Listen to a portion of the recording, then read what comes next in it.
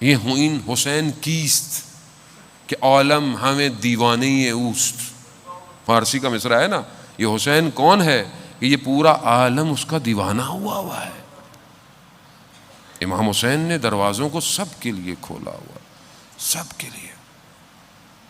آیت اللہ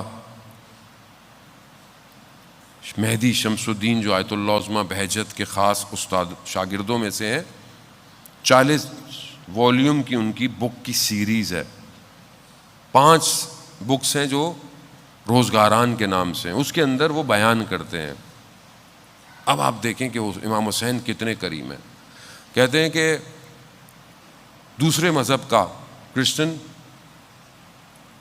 تجارت کرتا تھا بصرہ کے دریا پہ، حملہ ہوا، زخمی ہوا، سب لٹ گیا، تو ایک قبیلے نے آگے بچایا، قبیلے والے لے گئے، اپنے پاس رکھا، بہت دن رکھا، خیال رکھا۔ ماہ ذیلحج آ گیا، قبیلے والے مولا کے ماننے والے تھے، کہا آپ یہاں رکیے، کچھ لوگ چھوڑ دیتے ہیں، ہم جا رہے ہیں نجف۔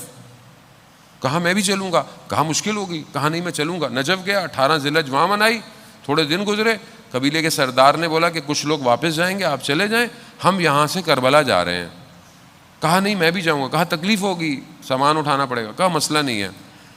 کربلا پہنچے تو 9 محرم کی شب تھی، شب عاشورہ تھی، اس کو نہیں پتا تھا کہ یہ کیا ہے۔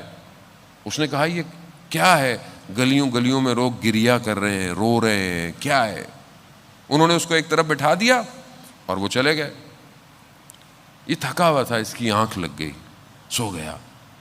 اس کی خواب میں اس نے کیا دیکھا کہ یہ جو بین الحرمین کی جگہ ہے وہاں کوئی بزرگ ہستی کھڑی ہوئی ہے اور سامنے 2 شخص ہیں جن کے ہاتھ میں کوئی نام ہے، اور وہ شخص پوچھ رہا ہے کہ آج ہمارے زائر کون کون ہیں۔